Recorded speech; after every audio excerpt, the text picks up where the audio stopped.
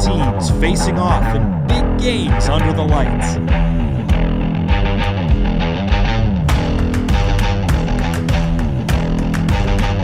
Friday Night Ice, the state of hockey's brightest tradition.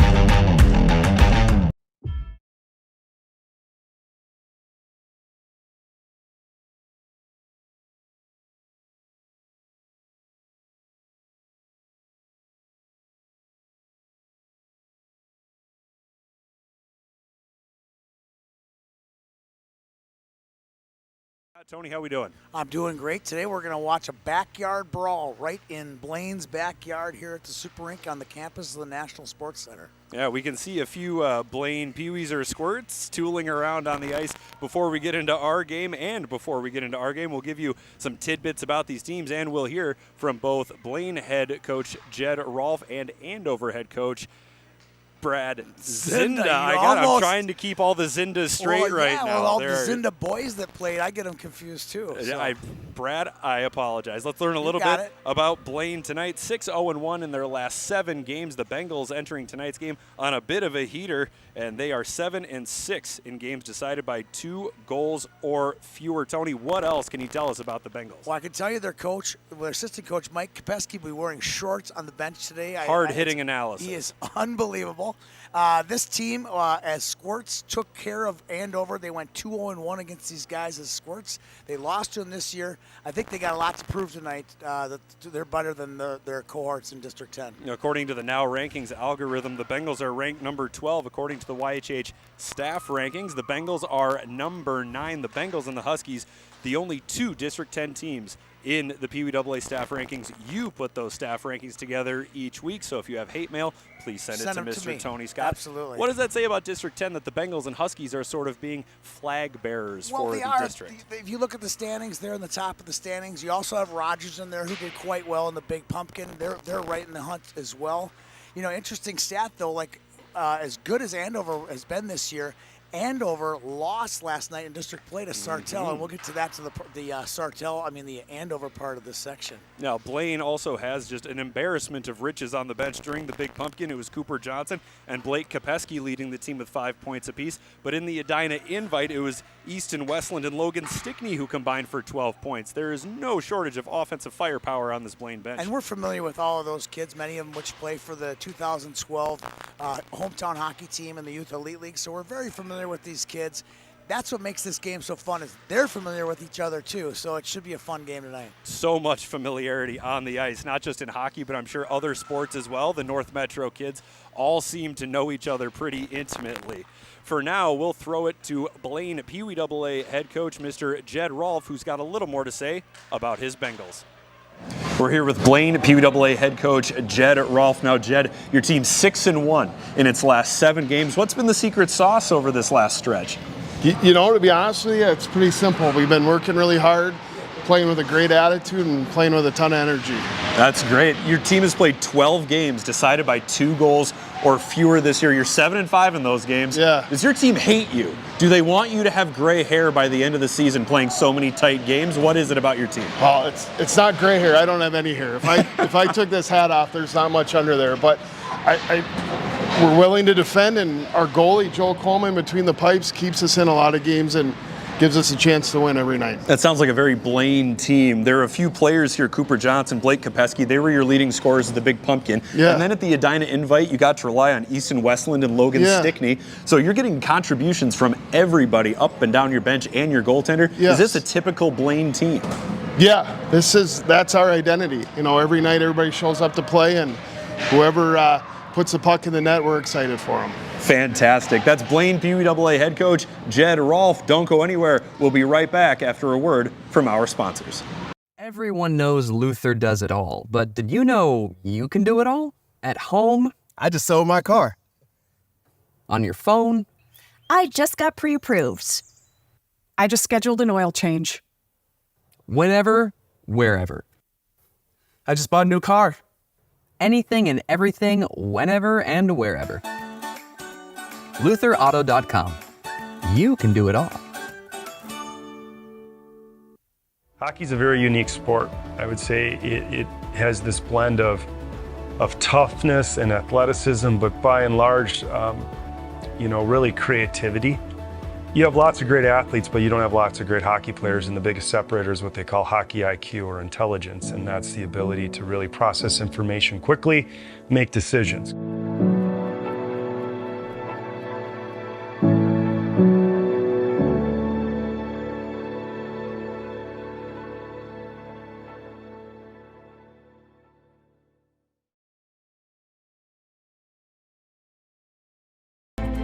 In life, we all need a little help to reach our summit. Whatever your summit looks like, it's easier to reach when your body is strong and healthy. At Summit Orthopedics, our team of highly specialized physicians listens to and values every one of our patients. We take a conservative approach to care to get you back to your healthy and active lifestyle. Reach your summit. Summit Orthopedics. Visit summitortho.com to make an appointment today. Is your business ready to tackle today's IT and cybersecurity challenges? At Cyber Advisors, we specialize in keeping companies secure and running smoothly. From proactive cybersecurity solutions to 24/7 IT support, we're here to help. Visit cyberadvisors.com/hockey for a free discovery call. Welcome back, everybody. Now we'll learn a little bit about these Huskies, close to a mirror image of these Bengals, and not just in style of play. They've played several games that have been decided by 2 goals or fewer. On the flip side, Huskies 8-2 in those games. Tony, would you attribute that to the Huskies' offense or defense? Well, I would definitely think it's their offense. I mean, this is a very offensive team. They'll put up a lot of goals. I bet they're one of the top scoring teams in the state. They have 2 first lines, not just one. They will light you up if you aren't paying attention to them on defense. That's my take on these guys. They just got so many weapons on this team. The Huskies nearing 200 goals for the season, and we haven't even reached Valentine's That's an entire season for Day. some teams. That's an entire 3 seasons for some teams. The Huskies have won 7 of their last 9, including 2 of their last 4 by shutout, so maybe the defense is starting to make strides to keep up with that offense. You're leaving out last night's defeat to Sartell last night. I'm sorry, I did. I think they were leaving a little, they were looking past that game to get to this game. I did my research yesterday because I'm a professional, but yes, thank you for that note. The 7 of 9 stretch as of last night was following a 3-game losing streak against East Grand Forks, Minnetonka, and Centennial. Tony, I would have to guess the Huskies are battle-tested if they're playing teams like the Skippers and the Green Wave. Yeah, those are 2 of the top teams, but they also, one of their wins in that 7 of 9 was a win over Austin Maple Grove, who defeated them in the Lumberjack Cup final. So I think this is a team that's on a roll. We've moved them up higher and higher on the rankings each week because of their performance on the ice, and I expect the same tonight out of the Huskies. Now, according to the Now rankings, the Huskies are number 7. According to the staff rankings, you have them pegged at number 6. Other than the offense, other than the defense, other than the goaltending, what are the vibes surrounding this team that you happen to appreciate? I think it's a climbing vibe because we saw them in the Big Pumpkin and they were a little bit flat down in Rochester. And I think since then you could see how much of a different team they were when they got to the Lumberjack Cup in late December. I think this team is definitely cresting up in that direction. It shows by a defeat over Austin Maple Grove. And I think a lot of it has to do with their offensive firepower. We'll see a lot of those kids tonight. Those offensive firepower, couple of players providing that firepower. Number 9, Blake Nelson, he's got 34 points in games tracked by Game Sheet this season. And number 19, Wyatt Hargadine, has 25 points in games tracked by Game Sheet. Nelson and Hargadine were the 2 leading scorers during the Big Pumpkin. Do you expect them to play a critical role tonight? I do. Both of those kids were at media day with me, and they both don't feel like they've quite hit their peak yet. They feel like they still have work to do on their game, and I love that kind of attitude out of the kids from the Huskies. Well, we spoke to Brad Zinda, the Huskies head coach, before the game, and he agreed that they still have some work to do. Here's Brad Zinda, head coach of the Andover PWAA Huskies. We're here now with Andover PWAA head coach, Mr. Brad Zinda. Brad, coming into this game, your team known for big scores, 8-7, 9-6, 10-5. Is that something that your coaching staff has simply learned to live with this group, or is it something you're still trying to work out as we enter the home stretch of the season? Yeah, sure. No, great question. I mean, we talk about it all the time. We get done with those games that I constantly are talking to the boys about. Guys, you're giving me a heart attack here. These games can get tight. Of course, the boys love scoring goals, but it's never fun to get that many scored on. So definitely in practice, we make it a focus to either start blocking shots, get in front of the puck more, defend our zone a little bit tighter. get sticks out, try to prevent as much getting to the net as possible. And I think it's a focus for many teams out there. If you can play better in your house, get puck up ice. Next thing you know, the goals stay on your side, but they come off of the other side. So 100%. You played Blaine already once this season. You beat them 4-2. Are you expecting another tight battle tonight? Yeah, it's always a tight battle with these guys. The boys know each other. It's one of those things where everybody's amped up to play this game.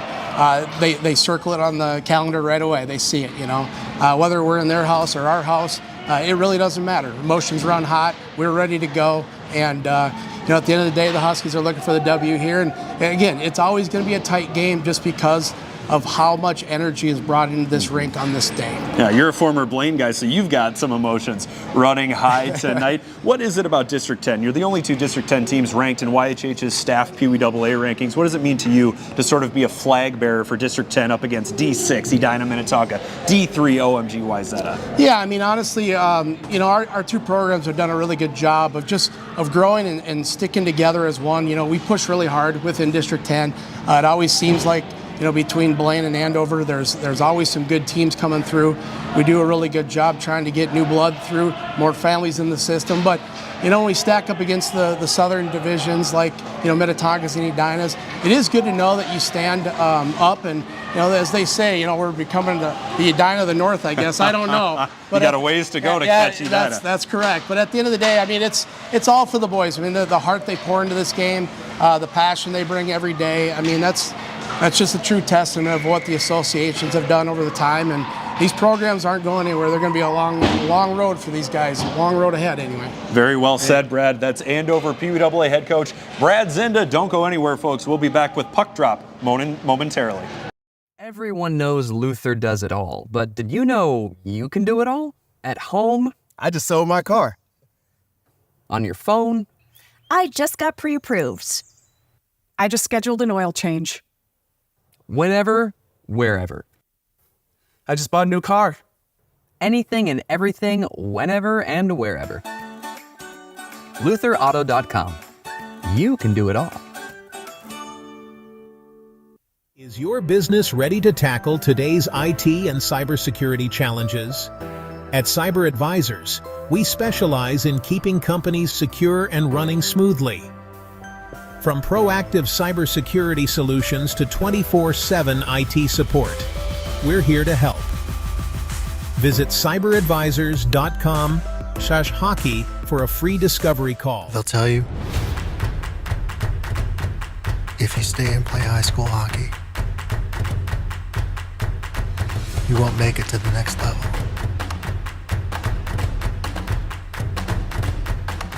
They rarely talk about how special it is to play for your community.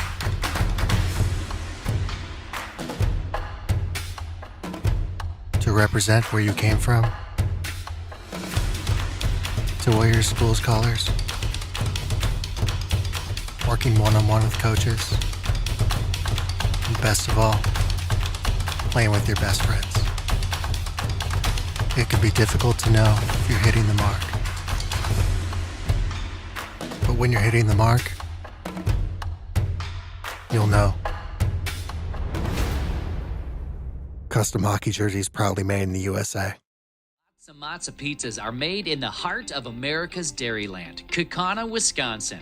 Every brew pub pizza is made with the highest quality meat and veggie toppings. Then bombarded with over half a pound of award-winning Wisconsin mozzarella cheese. Snag a slice of brew pub pizza at the concession stand or enjoy a whole pizza conveniently located in the frozen pizza section of your local grocery store.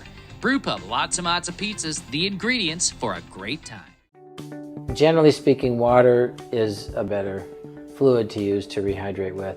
A big part of the importance of hydration is hydrating before the race rather than during the race. So, the hydration before a long distance race in particular really starts the day before the race, probably almost 24 to 36 hours before the race to be completely hydrated. Hey, how's it going? Great. You here to pick up my truck? Yes, sir. Wow, that was easy. Yeah, I knew Luther buys cars, but I had no idea it was this simple and convenient. Is there anything you guys don't do? Not really. Will you buy any car? Yeah. Even that one? Even that one. Wow. You do it all. Luther Auto, over 40 locations and one of the region's largest inventories. Luther Auto, we do it all. Since 1933, 3 generations of Kozlaks have wined and dined Minnesotans with great food and impeccable service. Located in historic northeast Minneapolis, Jack's is open for happy hour, dinner, and a tasty weekend brunch. With a world-class bar and a spectacular outdoor patio, your dining experience will be both memorable and delicious. Friday Night Ice coming your way from the Schwann Super Rink, and we've got the youngsters tonight. Tony Yes, Scott, we do. We have 2 top 10 teams in the YHH rankings, number 6 Andover and number 9 Blaine. This is going to be fun tonight. Yeah, you know what makes it so fun is a lot of these kids have played together in the off-season together, so they know each other well. We had media day yesterday, or the other day, and it felt like it was like a picnic. It wasn't a rivalry, but you know what? They're friendly with one another. But when this puck drops tonight, Jeff, you're going to see some intensity that you're not quite used to for a youth hockey district game. It's going to be on tonight. Well, these teams have combined for 40 wins already this season. Andover has 21, Blaine has 19. Yeah, Peter in the pregame said that Andover's already scored close to 200 goals. Yeah. That's an entire season or 2 seasons of goals if you think about it. They're an absolute fun team to watch. There's so many good players on this team. Blaine's going to have their hands full today, but I think they got it in them, that's for sure. Well, it's going to be interesting. Blaine 19-13-2, but they are on a run of 7 games unbeaten coming into this and 6 wins. And then you got a team like Andover that even at this level it's impressive when you've got 2 of your last 4 wins by shutout. Yeah, absolutely. And Blaine's goaltending, Joe Coleman will be the only goaltender for them. He's the one, he's going to be the guy that if Blaine wins, he'll probably be the player of the game tonight. If he's hot as a pistol tonight, I think that's going to be the difference to shut down this high-flying Andover team. Well, you look at Andover and you look at a player like Blake Nelson, who's a very promising young player. What are your thoughts on him? Well, Blake's been their guy. Ever since he's been pre-squirts, he was their guy. I mean, he's just been the guy. But there's a lot more to this team than Blake. I mean, you have Luke Talbot, who's one of the best squirts in the state last year, and his line mate, Christian French. They come in as first-year players. They don't play like first-years. And then you got older kids like Gavin Peach and Hargadine that are fantastic players and are really starting to come on in their development. So it should be a fun team to watch, but I think the key to both teams is what blue line can contain the high-flying district opponent. I think that's going to be one of the keys to tonight's game. Well, I'm going to ask you this. I've been meaning to for a while when we do games at this level, right? Yeah. You coach youth hockey. At what point does the fun start to give way to more of the competitiveness? Where does that happen, or does it happen? Well, I've said this a billion times. These 2 teams played in the Squirtacular bracket play last year or 2 years ago, and I don't remember anything being fun about it. It was an absolute war.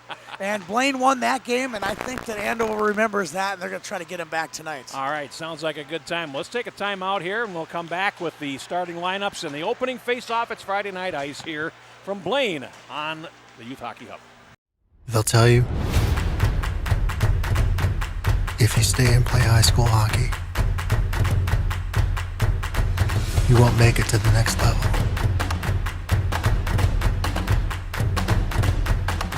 They rarely talk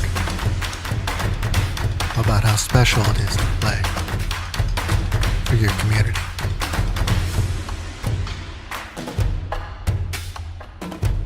To represent where you came from, to wear your school's colors,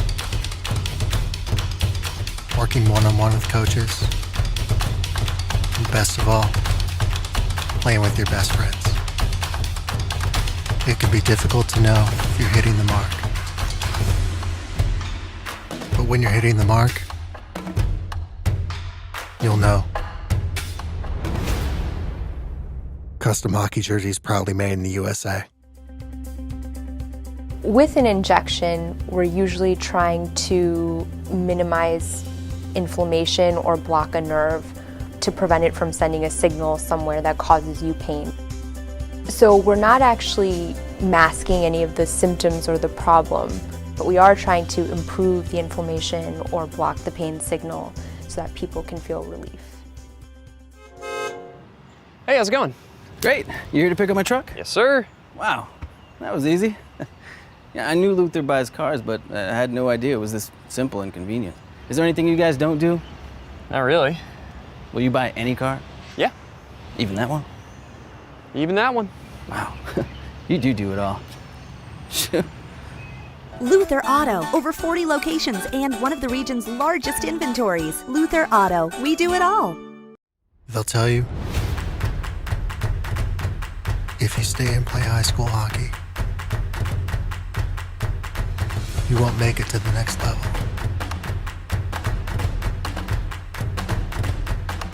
They rarely talk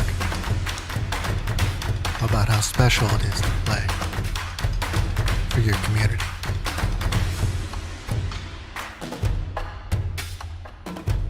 To represent where you came from, to wear your school's colors, working one-on-one with coaches, and best of all, playing with your best friends. It can be difficult to know if you're hitting the mark. But when you're hitting the mark, you'll know. Custom hockey jerseys proudly made in the USA.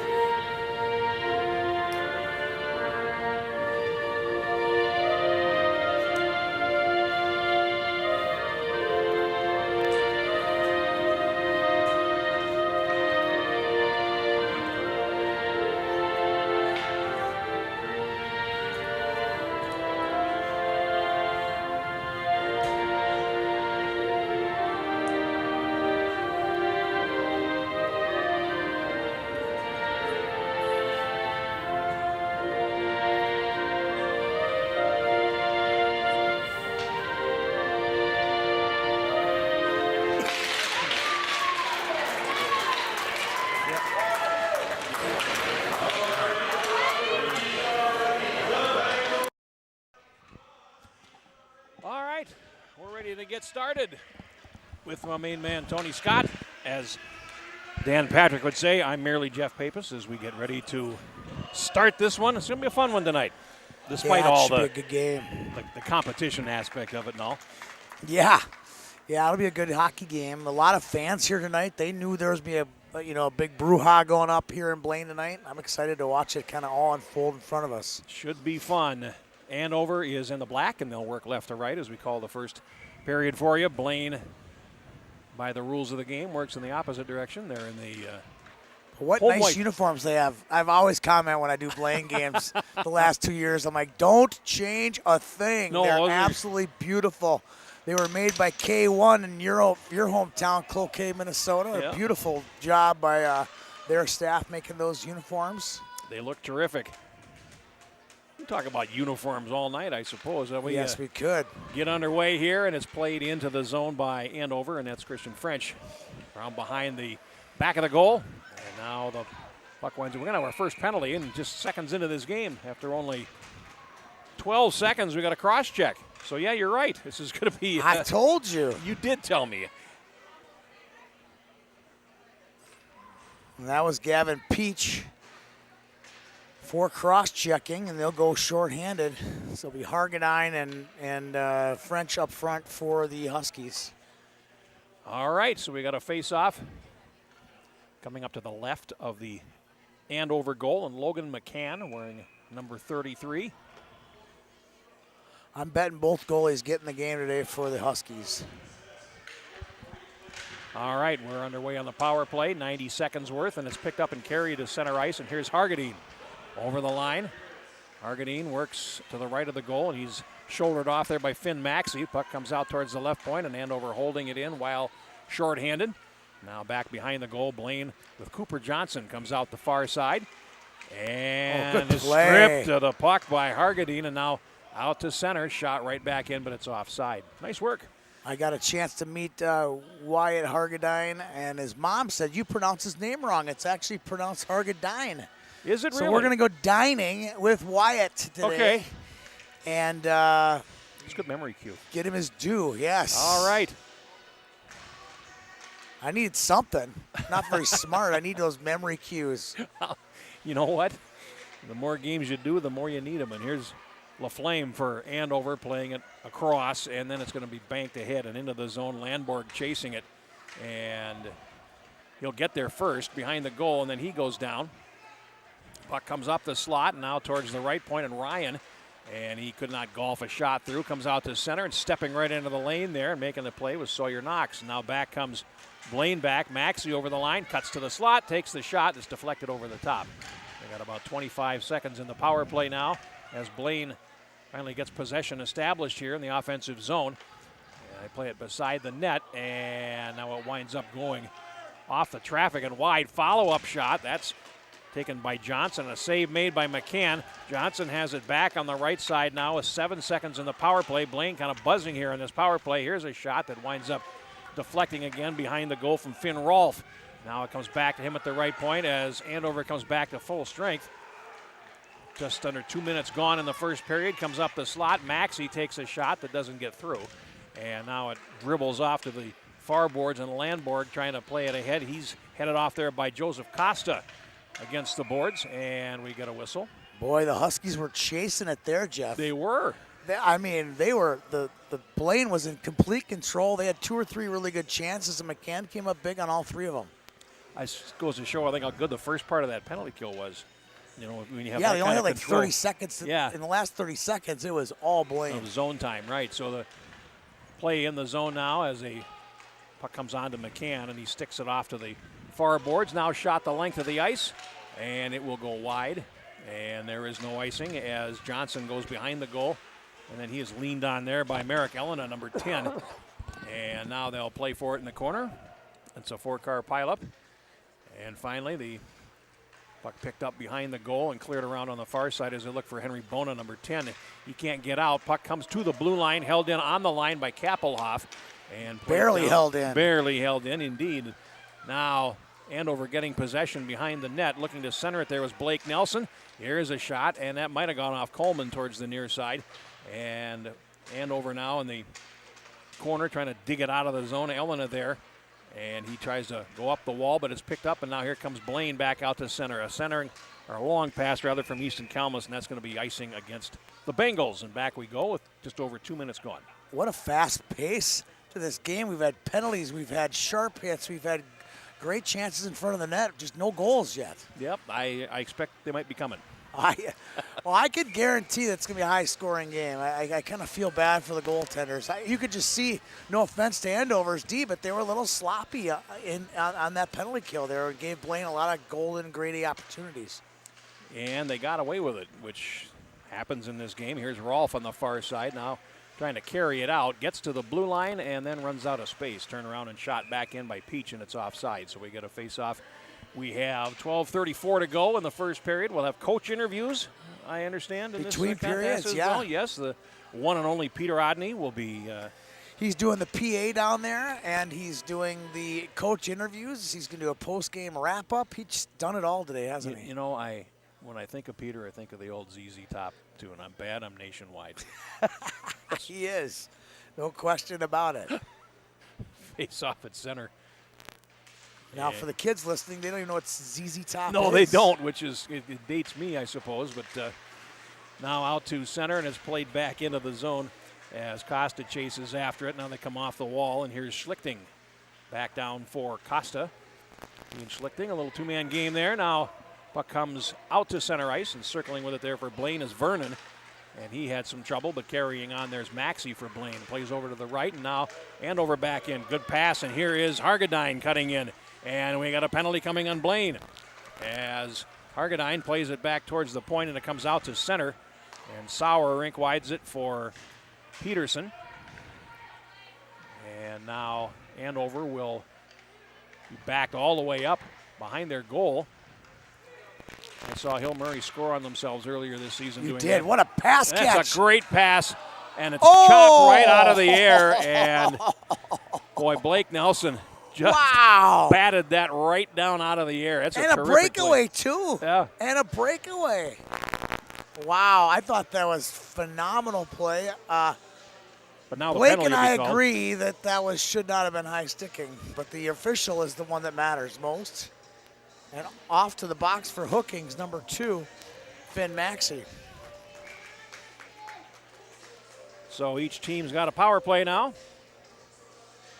We'll see if Andover is able to break through where Blaine could not earlier in this game. 3 minutes and 19 seconds in.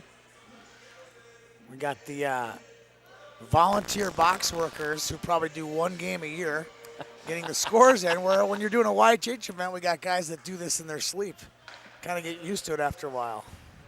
Depending on how many games I've called, sometimes I've done the same. Yes. It's played back into the Blaine zone. Johnson, one behind the goal, pursued there by Talbot for Andover. Now the puck is cleared all the way back down the ice. No icing indicated, so Andover back for it. And French. Ooh, trouble behind the goal. Almost a turnover there. Yep. And here's French passing to the middle, and now they will gain zone entry with Nelson. Comes over to the near side, drops it back to Colt Cruitt. Back down to Nelson in the circle. He closes, he shoots. Got it there in a hurry, didn't he? Now loose at the left edge, and no goal. Net came off his moorings by about 19 inches. That's a lot. That's a lot of inches.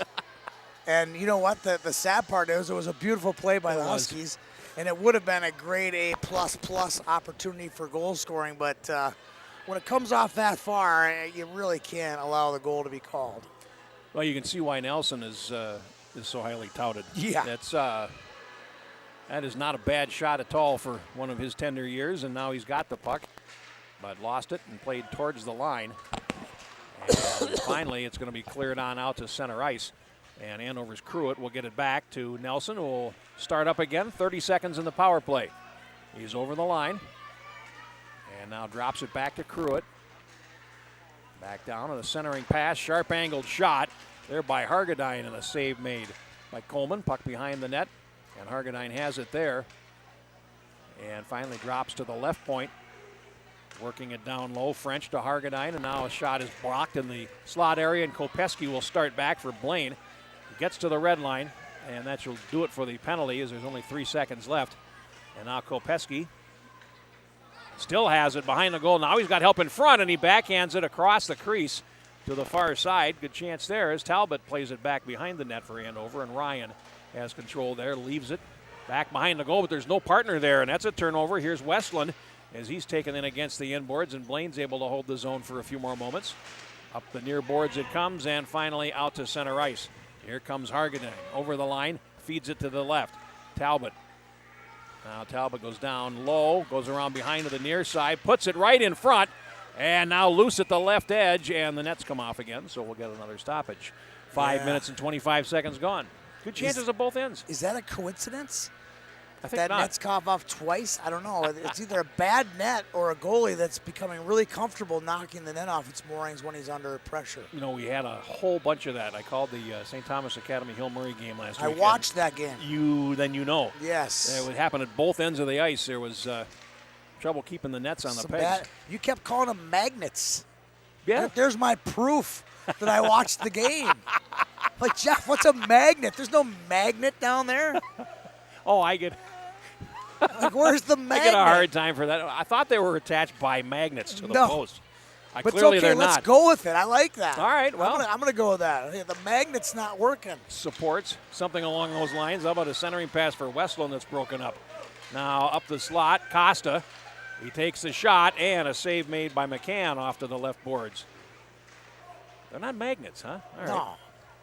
Well, what are they? That's It's a what I piece always of thought that metal they were. Just a jammed metal into the jammed into ice. the ice. Okay. That's all it is. So that's what I'm going to say next time. The piece of metal Metal jammed into jammed the in the ice ice. could not hold the net. Or you call it a mooring.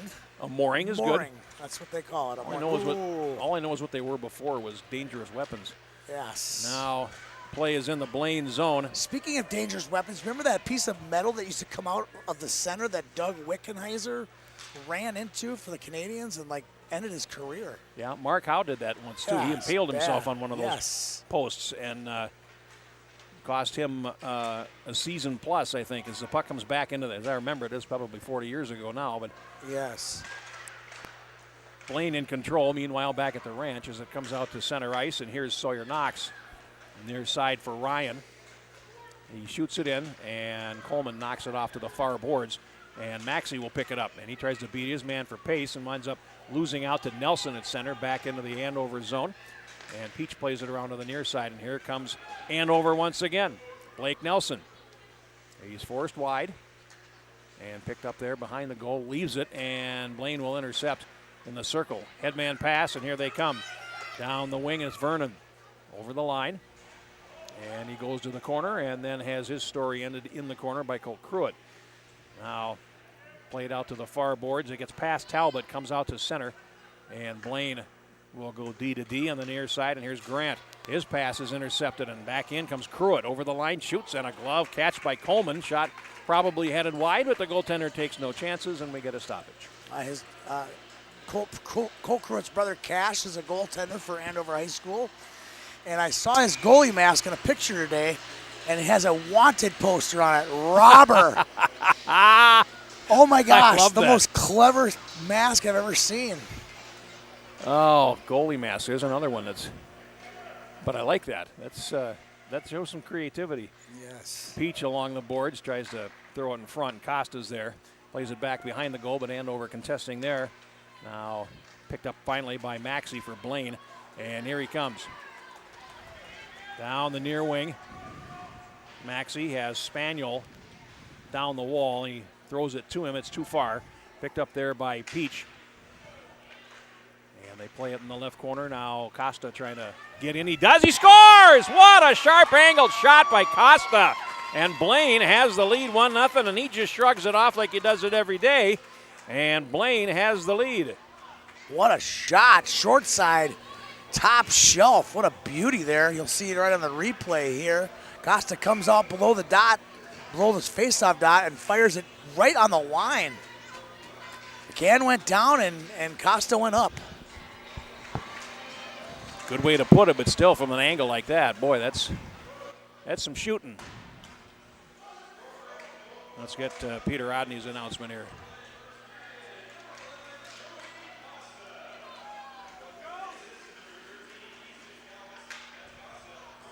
Kalmus gets the only assist on the goal at 8:16, and Blaine has the lead 1-0. And now Kopeski playing it in, and he'll chase after it along the near boards, goes behind the net, looking for some help in front. Now it's in the corner, played back there, and it's picked up again by Kopeski. He puts it to the right edge. McCann makes a save, and it comes back to the right.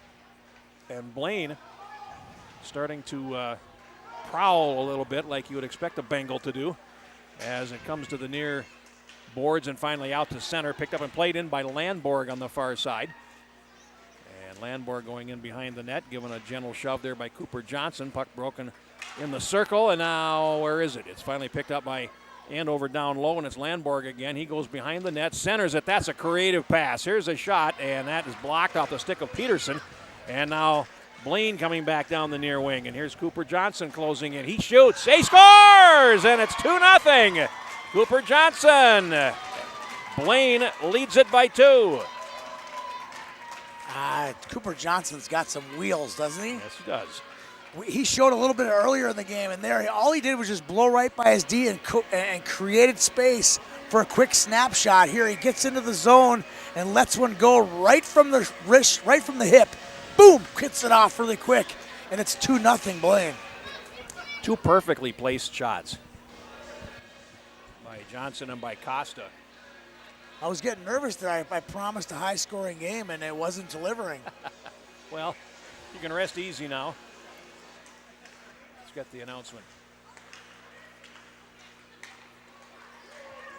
Costa back in.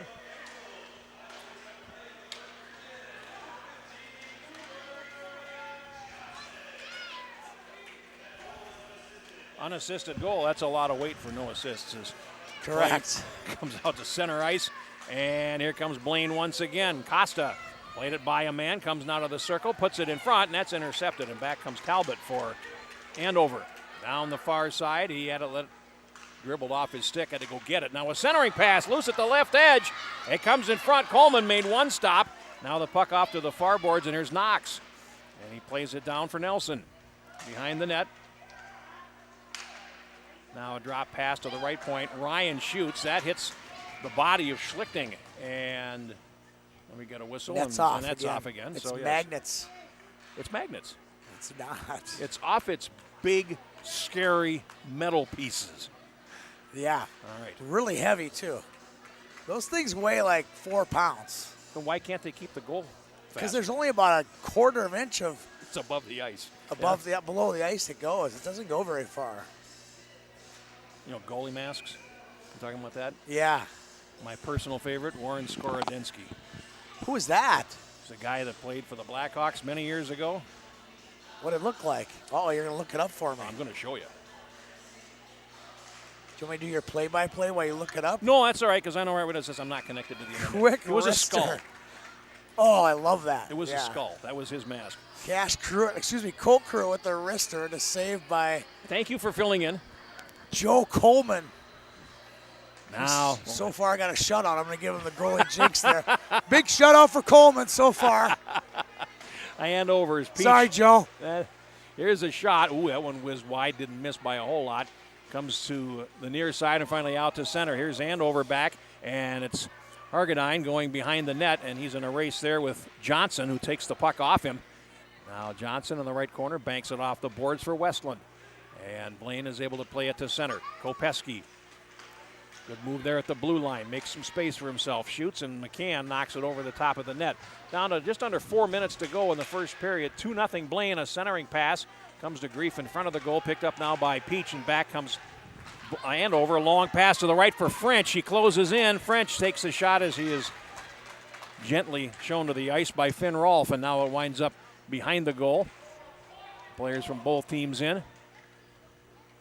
And now it's going to be picked up by Blaine Stone Spaniel. And he starts out. Spaniel played it past 2 defenders and then shoots it in and heads for the bench as they get a change. Just over 3 minutes to go in a quick-moving opening period here from Schwann Super Rink. And that's the jinx, by the way, Tony. There you go. How fast it's going. Now here comes Andover back. Nelson hits the line. And now at a knockaway, that's actually Cruitt, excuse me. Now a centering pass once, twice, and a shot over the top by Hargadine comes to the left point where it's picked up by Kappelhoff. Plays it down the wall, intercepted by Costa for Blaine, and back they come. Under 3 minutes to play now in the first period as Andover gains possession on the near side, and here's Gerlach over the line, and he is spilled there in the left face-off circle as the goalie looks at it. Now a shot by Nelson is blocked, and down the wing, Costa flying after it. He's being pursued by Baylor Peterson for Andover, who will win the race. And Peterson tried to sweep one away from the attacker, winds up going up the boards. Now Costa, and finally played out, and here's Andover back to center ice. It's Landborg over the line. Landborg, a little bob and weave there in front of Cal Grant, who's not playing those reindeer games. Now the puck comes in front of the goal and down to the left boards, but it's picked off there and carried ahead by Sauer. That winds up in the corner. Just over 2 minutes now to go in the opening period. And behind the goal, it's Maxey. He plays it off the wall, and it's going to come to rest at center in the possession of Sauer across to the far side. And now Andover's Peterson, goes the other way, back to Sauer. And now here comes Nelson over the line. Nelson cuts between two defenders, shoots, and he's over the top. And I don't think Coleman had a good look at that. And it wouldn't surprise me because I wouldn't have either. Now here's a clearing attempt that's going to go the length of the ice. And we got a stoppage with 1:29 left. The Bengals saw the ghost called Blake Nelson and said, we don't want to see any more of that. They took the puck, hit underneath their bed, and fired it down the ice because they don't want anything to do with Blake Nelson getting loose. He does get it there quick. I will grant that. You said this is an Andover team that had scored almost 200 goals already. It's easy to see why. Yeah. Yeah, absolutely. And Blaine's played a nice defensive period, I believe. Yeah, the magnetic pipes have helped him a couple times. They sure have. Once for sure. You may let me live that down someday. I loved it. I was listening to your whole game. I'm like, man, and the magnets weren't working, that's for sure. Here we go. It's a turnover, and Hargadine tries to play it to the point. Now he'll come off the wall with it, works in, and then finally lost it at the left edge to Johnson, back behind the net for Blaine, and it's finally played on out to center ice. You know, Tony, when you look at Blaine and you see the resurgence of the high school program, they have to be excited to see what's coming up here too. Yeah, same with their Bantam team. Before they lost a few of the kids to the varsity after the Blue Ox, you can see that the 7th grade and 9th grade classes here in Blaine are fantastic. In a couple of years, they're going to be special. And here comes Andover again. Luke Talbot over the line on the backhand, takes a shot, saved by Coleman. And now loose at the left edge is his defense, puck watching a little bit. Now it comes to the blue line and finally out to center. And Andover gets possession with 20 seconds to go in the period, and over the line they come. There's a shot, save, a rebound, they score, and it's Hargadine. Luke Talbot, actually. Is it Talbot? Excuse me. And it's 2-1.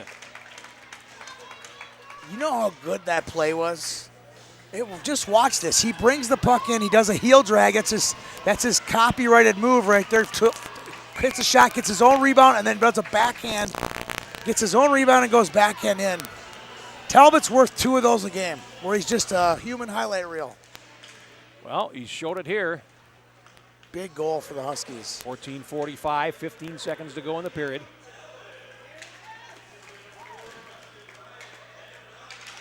Ryan and Nelson get assists, so they come in again.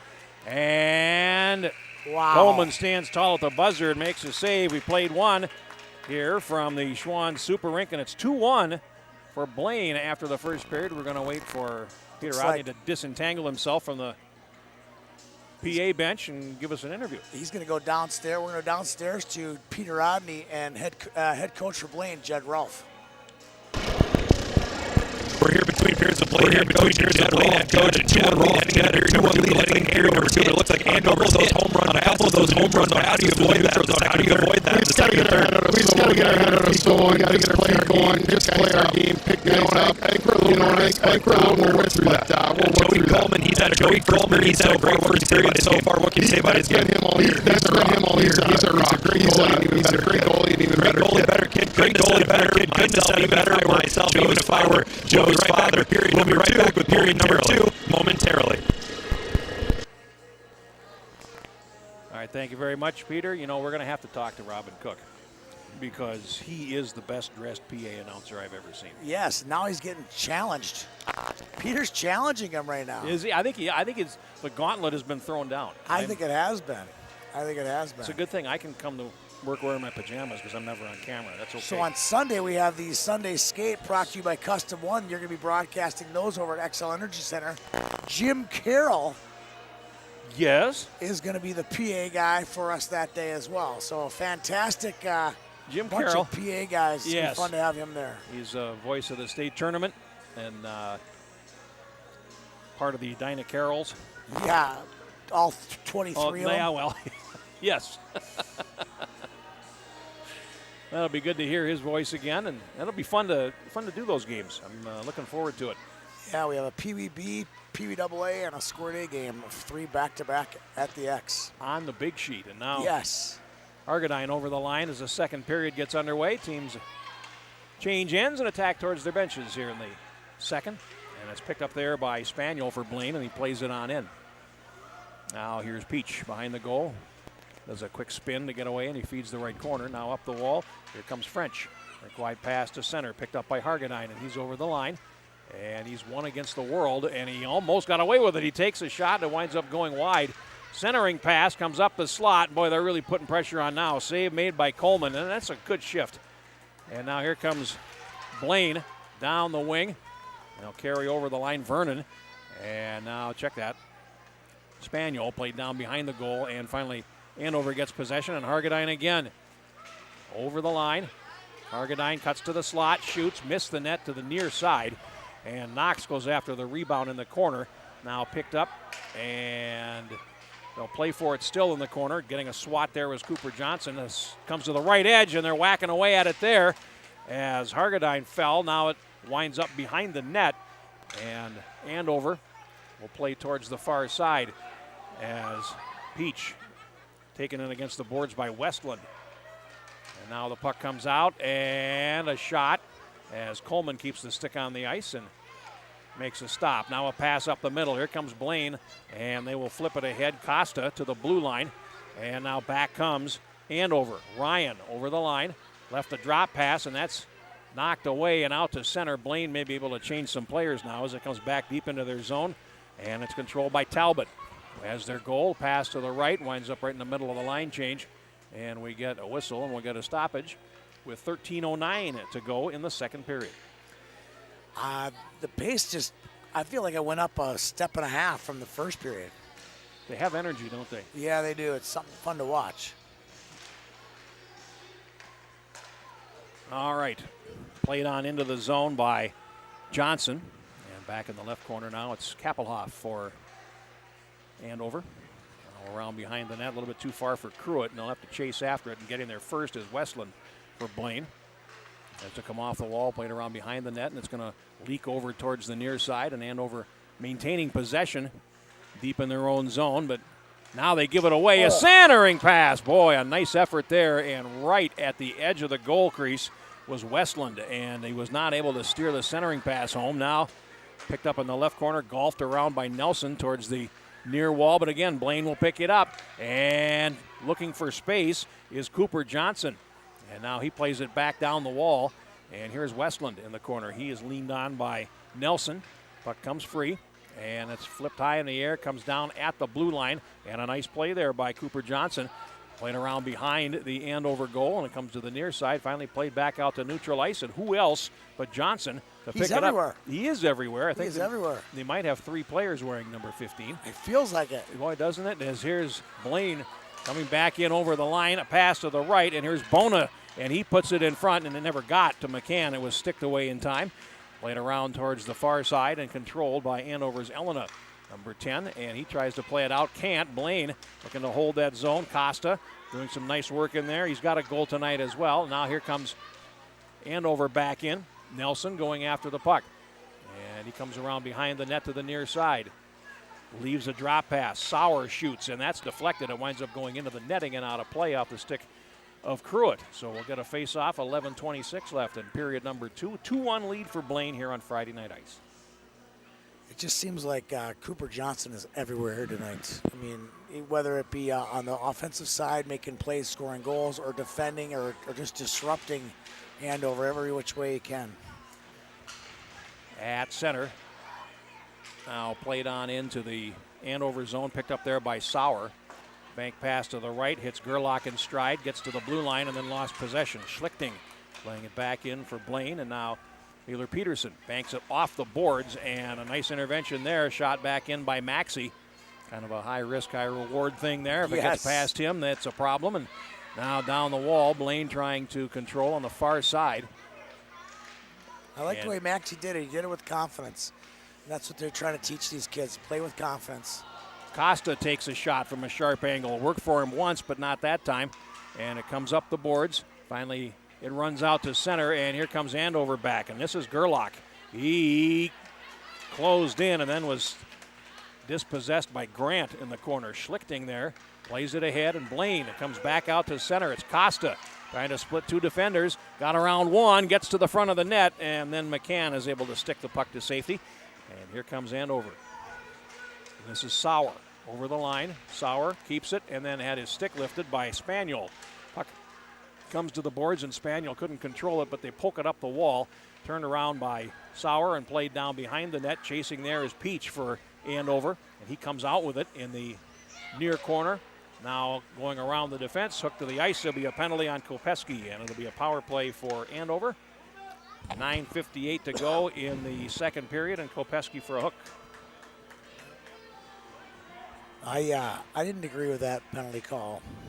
I felt like the puck carrier was a little bit out of control on that one, and you don't reward the out of control puck carrier with you'll bail them out, right? Yeah. In basketball, you bail out a guy who gets out of control. I felt he was a little bit out of control there and wasn't really making a play at the net. You were in a position to know, and here's a shot. Oh, it got behind the goaltender and wound up going behind the net. Second power play for Andover, and they'll work it around again. To the far side for Nelson.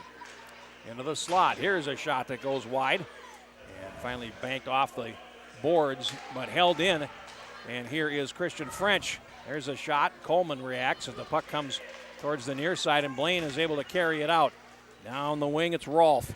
He closes in, fanned on the shot, got it back, and then takes a sharp angled shot that goes behind the net. Comes out towards the right point and played down momentarily, and a nice play with a glove there by Spaniel, and he plays it back in where it's picked up finally by French. Played over to the near side, and now Nelson.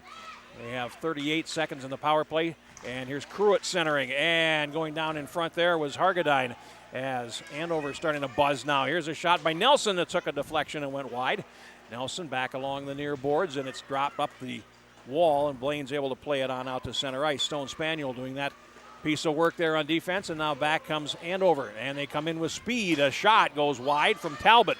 Rebound off the inboards, hits the back of the net, and Blaine's able to pick that up with 10 seconds to go in the penalty, and they will clear it rink wide. It will go all the way down the ice and will be an icing call against Blaine with 4 seconds to go in the power play. Still 2-1 Blaine here in the second. That's one of those Talbot patented rushes.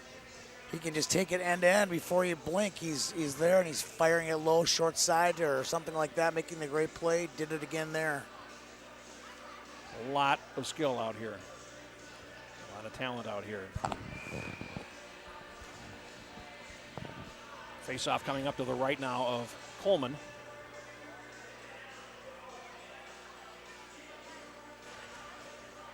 Comes down to the right corner, Grant. And they'll play for it on the wall now. As the penalty is over, Blaine is at full strength, but a turnover in front of the net, and here's Gerlach shooting, and he missed the frame. Comes around behind, and Coleman swats it away towards the near boards where Knox has it. And Blaine's Grant, again trying to play it out. His teammates will help him, and finally it comes out to center, and it's played into the zone by Westland, who chases after it. In the corner, Westland falls hard, and it's 2 against 2 there. Puck comes up the near wall, and now played behind the net. And here's Costa centering it. It's loose in front, and we have a magnet issue. It's the net. It's that net. It's that net. Because I thought it was Joe. The goaltender pushing it off. It's that net is flying loose every time. Sorry, Mr. Coleman. I didn't mean to point the finger at you. It's both. It's this net. The pegs are bad. There you go. Because it keeps sliding off every time Yeah. it gets even closely nudged. Well, I can understand, especially at the youth level, getting the goal. Oh, they score right from the faceoff. Westland took the draw and wound up beating the goaltender through the 5-hole, and it's 3-1. That's exactly what that was. It was a straight 5-hole. They got it loose, which it should never get. The puck should never get that loose. They should always be tying up your guy. Got the puck to net, and right between the legs of McCann, it's 3-1. 7:13 of the second period is the time of the goal. Blaine leads by 2 again. So there'll be an assist to the centerman there.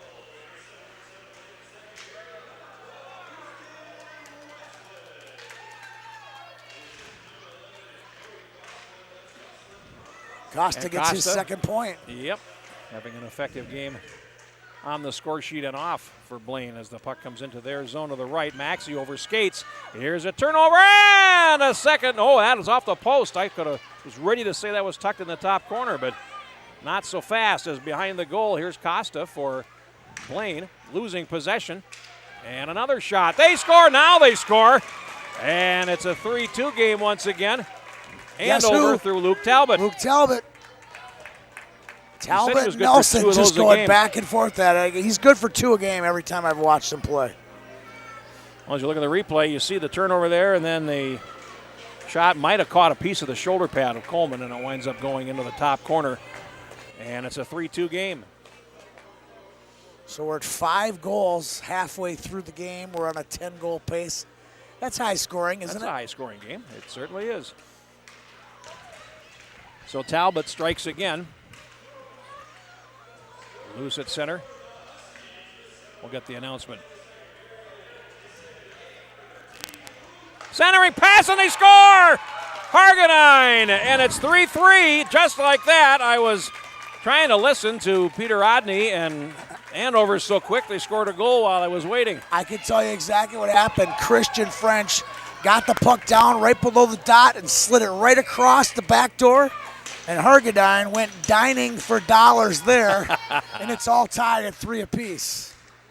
We've had 3 goals in the last 57 seconds as the game is now tied for the first time since the opening puck drop.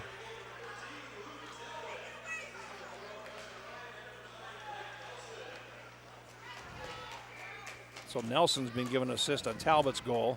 Yep, deservedly so. And we're waiting on the announcement on Hargadine's goal. I can tell you who got that. Okay. Hargadine from French. You can put it down right now. I will do that. Face off to the right of the Blaine goal.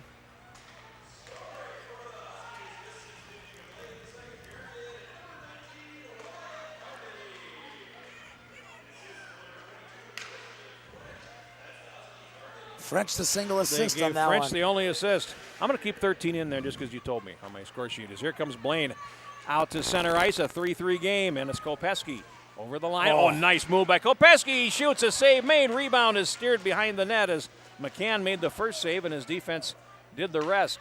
Here's Kopeski banking it to an open point. You know it's a good move when both the announcers go, oh, that's true. Simultaneously, That's right? true. Behind the goal now, and Blaine trying to gain possession in the right corner of their zone. Under 6 minutes to go in the second period. And now controlled by Johnson behind the goal. Over to the far side, and now they will break out up the boards as Schlichting plays to center ice, and Kopeski will shoot it in and head for the bench as they change. Rink wide, and Kappelhoff in the left corner, now behind the net for Andover. Long pass up the boards. Comes out to center, and it's touched offside by Spaniel. Face-off coming with 5:23 left in the second period. It's 3-3. The goals, Westland at 7:13 for Blaine. Talbot at 7:55 for Andover, and then Hargadine at 8:10. So they come fast and thick. It was like a firing squad. That's probably not a good word to use anymore, but it was a firing squad. You can't use words like that anymore, but it was. It was bam, bam, bam, bam, bam, right in a row. Well, let's just say shooting gallery. Shooting gallery, there you go. Thank you. You're welcome. I make them every now and again. Over the line, and stopped at the line by Grant. Now played back deep into the Andover zone. They'll go back for it again. And Grant behind the goal plays up the near side. Just over 5 minutes now to go in the second period. And behind the net, controlled by Grant again for Blaine. Lays it up the middle, and it'll come on out to center ice. And Andover will regroup. Down the far wing, a pass loose in the center circle, picked up there, and some nice stick work there by Costa. Now the puck too far for him, and Andover will pick it up and carry over the line. Here's Landborg leaving a drop pass, a shot, sails over the top of the goal from Stanley Sauer. Now on the near side, it's picked up and played up the wing. Blaine trying to clear out that way, and no such luck. They'll play it back in front of their goal. 4:25 to go. Costa at center, and he looks like, well, no. I thought he was going to head for the bench and did not. Over the line, here comes Sauer going towards the far side, going after it there. Grant for Blaine in the corner. He's in a contact with Sauer as the puck comes up the boards. Sauer turns and plays it back down into the corner, and that time it's picked up by Grant, who's had an active shift here for Blaine. Up against the boards. Now centered. It comes all the way through to the near side as we're under 4 minutes to go in the second period. Played on out to center and then shot back in by Talbot offside. We get a face-off with 3:53 now to go, or 3:52 according to your television screen. Yeah, the monitor is off by a second, I think. I think it's the scoreboard. That's the scoreboard's fault. The scoreboard's wrong. The monitor is correct. I think it's because I think you're right. We could not. We couldn't make a mistake. No. Certainly not you. I could. Face off at center ice.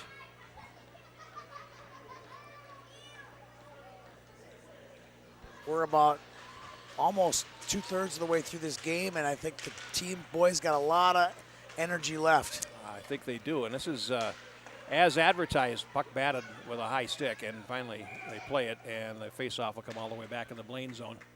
Man, they are been keen to that high sticking today. I even thought any of these were truly high sticking. Thought they were waist high, not shoulder high, and they've been calling it all night. At least they're consistent. They're consistent about it.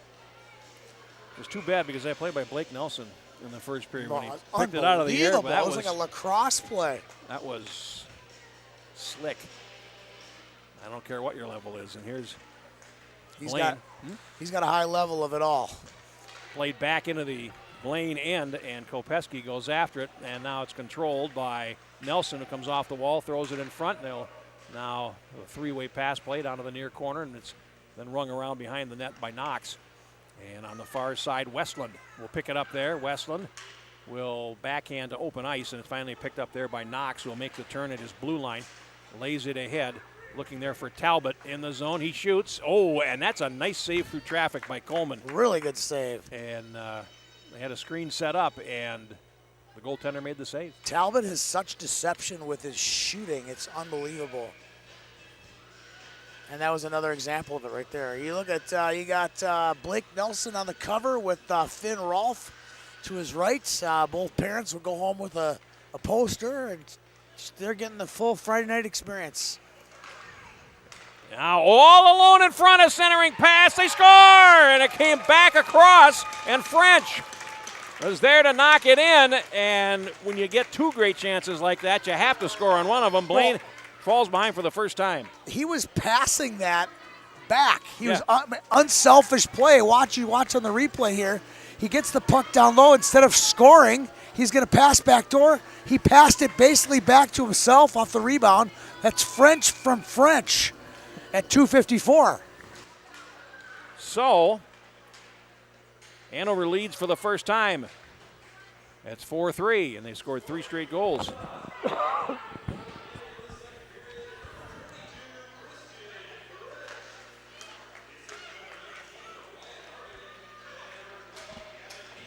Peach and Hargadine. So they gave 2 assists on it. And now shot back in, they score! Oh, Coleman was not able to make the adjustment to the bouncing puck, and it goes in to make it 5-3. Those hurt. They sure do. Now you look at it again, it's a bouncing puck, and just a tough break there for Coleman. And it's 5-3 for Andover. 2:23 to go. So the second period has been very productive for Andover as they score 4 goals. 4 goals. And now they They come want back. more.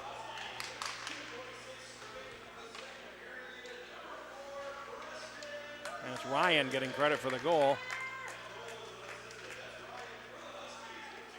Unassisted goal at 12:37, and now Blaine, which led 3-1 just a few minutes ago, now finds themselves down by 2, and they come to center, come over the line and backhanded ahead, saved by McCann off to the right side. And now Andover again. Elena on the far boards, plays it up the middle, and now they will break in. And here is Cruitt. He takes a shot, and a save made by Coleman, and a face-off coming up in the Blaine Great zone. save there. That next save after those tough bounces Yep. are sometimes the hardest one to save. There's not another goalie on the bench over there. He's the starter and the backup. He does not have relief. Nope, and I would imagine, never having played goal, that first shot after that would be tough. Yeah. But as you said, he stood up to it and made the save. And now Andover, Kappelhoff plays it across, and it's then shot wide by Cruitt. Now off to the near side, and here's Nelson. He goes down the wall, just under 90 seconds to go in the second period. And it's picked up there by French for Andover. Now they bludgeon it off him, and here comes Blaine to center ice. 2 against 3. Here's a shot that goes off the traffic and now played up the wall where French will pick it up for Andover, and back he comes. Good rink wide pass, and it's Talbot. Toe drag, shoots, and a save by Coleman. That's scary times for Coach Rolfe there. Like, Yes. this game is getting away from him as a coach, and he's got to do whatever he can. And then he's staring Luke Talbot down looking for a hat trick. That's nothing fun to watch from the home bench. Now, from the draw, played back into the right corner. Kopeski will go back behind the net, and then he lost out to LaFlame. As Kopeski then wins it back in the corner, plays it ahead, and now Blaine trying to stick handle out of the zone, and that's picked up there by Sauer with a minute to go in the period. Left corner, Johnson tries to go up the wall and can't, and right now, Andover's got Blaine bottled up. Puck comes to the near side, and LaFlame plays it behind the goal. And he's going for a Michigan, and a save made by Coleman as he saw Hargadine go behind the net and pick the puck up with the blade of his stick, and he tried to dump it over the shoulder of the goaltender. I got to see a replay on that. Here, I don't let's know see if if we he's can gonna get put one. a replay on. No replay. I got the no, you don't get a replay look from our producer Justin Moss. I don't think he was ready for it. We saw it coming from a mile away. Well, I did. I saw he was going to make the Michigan. I don't know if he'd succeed or not. Now at neutral ice, Blaine picking up the puck, and they will carry it in over the line as Costa goes down low as we have 20 seconds to go in the period. Played around to the far side. Blaine trying to keep it in, and without success, they'll play it back out to center ice, and here's Grant. Back over to the left. With 10 seconds to go, they'll try once more, and that's broken up in the center circle, and back comes Andover. Nelson over the line, and it's offside on the right as Landborg in just a stride too early. 5 seconds to go in the period. That's a sigh of relief for the Bengals because right now they need to get to the break as fast as they can. Regroup themselves. Coach Zinda is going to get the interview down there for Andover. They're going to talk about how great they played in the last period. Start looking at their press clippings, and maybe they won't come out as hot in the third period. Well, the second period is over, and Andover, with the last 4 goals of this period, leads it now by 5-3 after 2 periods of play. Peter is heading down the bench here momentarily to have a word with Brad Zinda after a highly productive second period for his team. We'll take it downstairs now. About to head into the third period, we've got Andover head coach here, Brad Zinda. Brad, 5-3 Huskies. Heading into P3, I heard your coaches talking about energy on the bench, and then I heard one of your players singing along with Walk the Moon. Is that indicative of the energy level for your team right now? The boys are playing really good hockey right now. We do have the energy we're looking for, and when they got the energy, they bring a lot of fun on this bench, so we just hoping to continue the third strong. Will you anticipate making any strategic changes going into the third to protect the lead, or is it let your guys go? No, these guys know what to do. They They know what they do with the lead, so we're just going to go after it just like we would any other game, and we're going to finish strong. That's Andover head coach Brad Zinda. Back to you guys up top. Period number 3 on deck.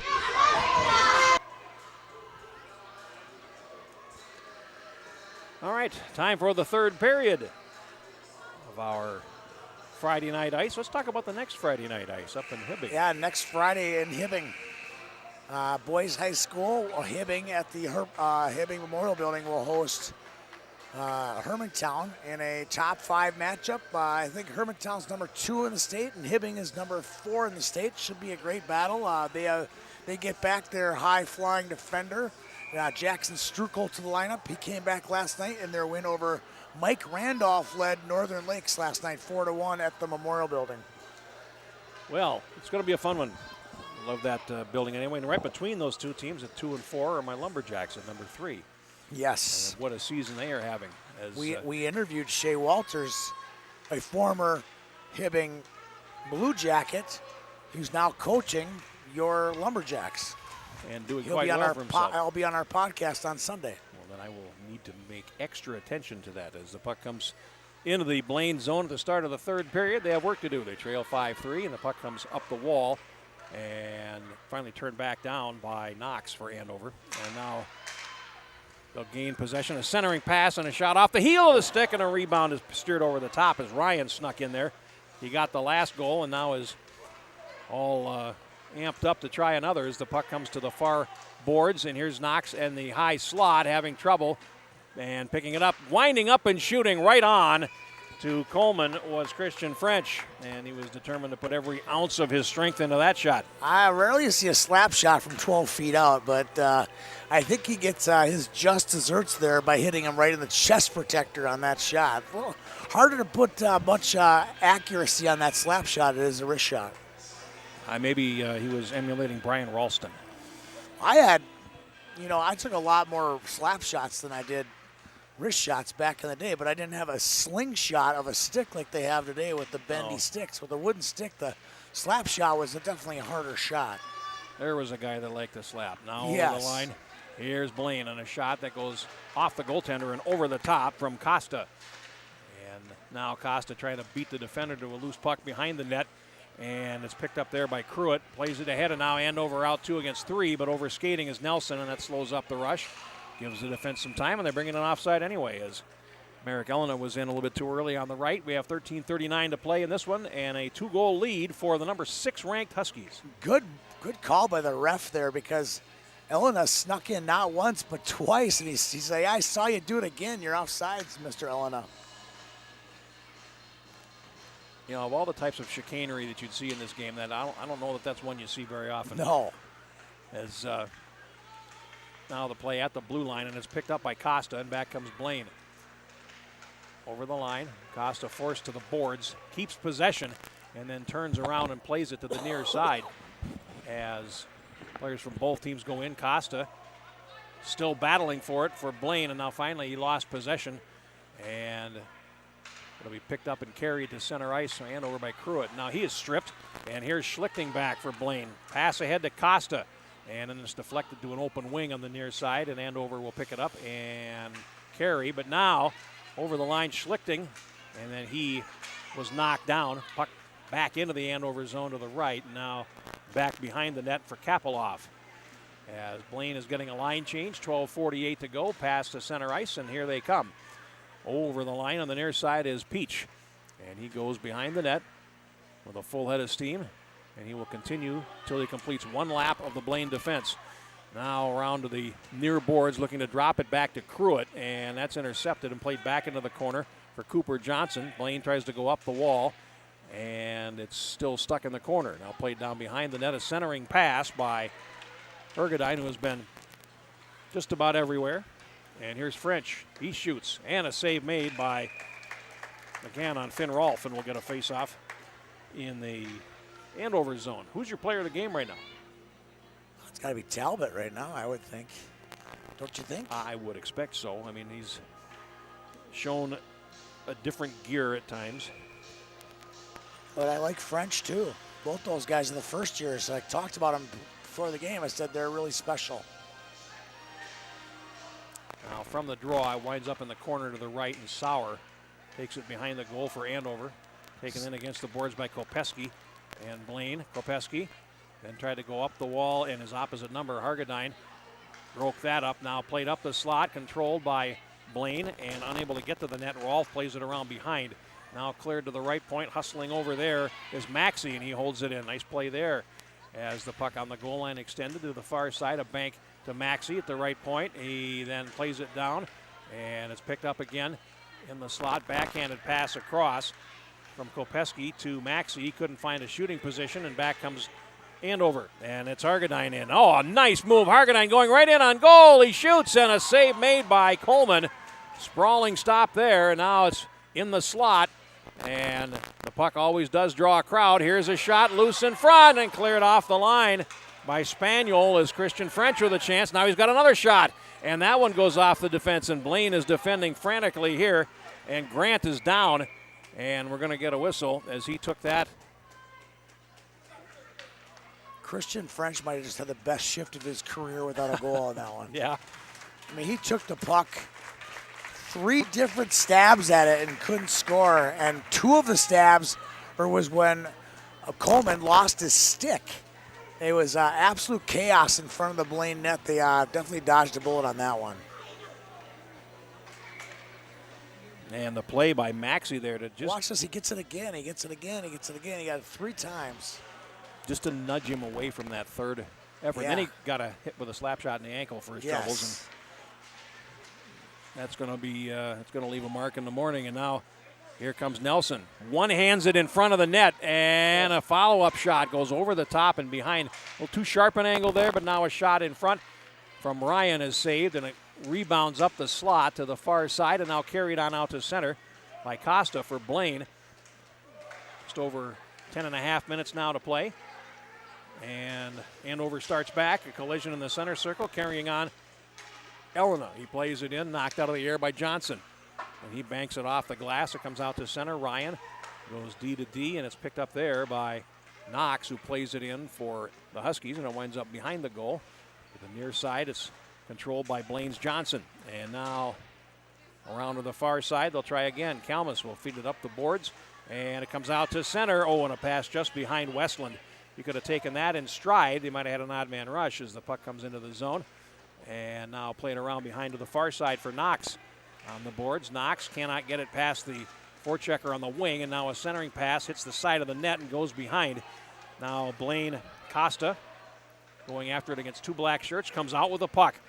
And he swings around and is looking for help, and now the puck comes out to center, and there's a lack of communication there. Heading off too many on the ice. Oh, that would explain why. As Kopeski was of 2 minds whether to touch it, but he was the 6th skater, and now Andover comes in, and a pass to the point. Here's a shot, they score! That's Colt Cruitt making it 6-3 with 9.5 minutes to play. Yeah. That would have been a bad look. It sure would have. You know, they probably got their just desserts. I used that line already today, but, you know, Blaine had 6 on the ice. So, Colt Cruitt with a goal. At 5-3, that was a really important exchange there. And now a huge hill for Blaine to climb.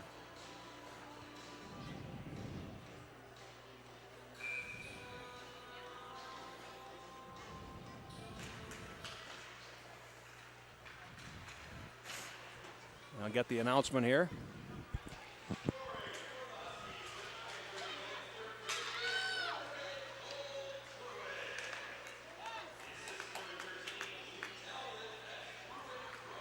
Talbot again. Assist. It's 4 points for Talbot as the puck is in the glove of Coleman. We come back to live action. 9 minutes and 8 seconds to play. When these teams played on November 30th, it was a 4-2 game for Andover. Yeah, much lower scoring. Well, someone said it would be a high-scoring game. I did. And I did. Therefore, so far, pretty good. 6-3. That was a directive. I think there's a couple. Yeah, it was a directive. There'll be a couple more in this game. I can feel it. Now Andover scored 5 straight goals, a shot from the wing boards, and that's off Coleman and behind from Gerlach. And net off its They magnets. lost. We lost that. Look net. how far off that comes where the goalie just barely touches it. Yeah, it's. When I off-putting. officiate, I have the situation what I do is I just take some snow and I just drench it between periods, and then I sit on it lean on it really good, trying to get the thing frozen, and it's hard to do anything better than that. It's about all you can do. I'm surprised there as LaFlame wound up getting hooked under the arm by Kopeski, and it winds up going back into the Andover zone. And finally played to center and over the line. Here comes Andover's Gerlach, and he goes down in the circle. Blaine trying to carry out, and now they flip a pass up the near wing boards to center, and it's picked up there by Grant over the line. Good to see him back out there after getting hit in the ankle on the last shift. Now out on the far boards, the puck goes. 2 from each team in. And finally, it's played down the wall, and Andover will pick it up with Kappelhoff. It's over 8 minutes now to play. And here comes Andover down the near wing. Kappelhoff plays it past 2 defenders and then is squeezed out along the wall by Johnson. And the puck contested there. Finally comes to the blue line, but it's held in by Andover. Nice play there by Gavin Peach, and he takes it behind the net. And of course, the best place to keep the puck when you're winning is behind the other team's goal. That'd be a good spot. Yeah. Not too bad. Now played all the way down the ice, and icing indicated and called with 7:35 left. You know, they got to get one goal at a time, obviously, but I think what they got to do is they got to get some production out of their big horses, Costa, Kopeski, or Johnson. And right now, in the last period of hockey, we haven't called their names that much. What do you see in Andover's forecheck at this point? Because they're bottling up Blaine for extended periods of time. Very aggressive forecheck. They bring 3 guys into all different spots, and it really has thrown off the Blaine blue line tonight. Back behind the goal. Like this, right? They're always got somebody there. They're winning all those battles, and this kid is just a magician with the puck. Here's a shot, and that's off the defense as French took that shot for Andover. Now played towards the left point, and they try to hold there through Baylor Peterson. Now it comes out to center, and Blaine is able to clear its zone, but it's almost like Andover's got an extra skater out there now at times as they come to the circle. Here's a shot that's deflected, and it winds up going off the glass, off the stick of Peach. But again, Andover in control, and French still in possession. Now Very leaves unselfish, isn't he? He sure is. And a shot. Oh, and wow. that came down off the traffic. Sauer nearly had a Peach gift. is shaking up. Now they comes in front. Here's a shot right on as Peach goes back to the bench. Coleman makes the save and a face-off coming. How did that one go in? That was unbelievable. I don't know. It was like bounced towards the net, and the defenseman like out of midair knocked it out of midair, out of the net. Wouldn't be the first time something has been knocked out of midair in this game. These players Correct. seem to excel at that.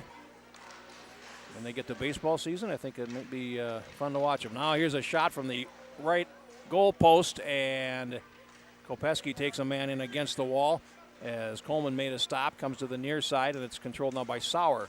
He goes behind the net, and they'll contest it there. Finally, Kopeski will go back around behind the net to the near corner, and Grant can't get out of the zone. Now a centering pass, and they have just got Blaine just hammered down into that defensive shell right now.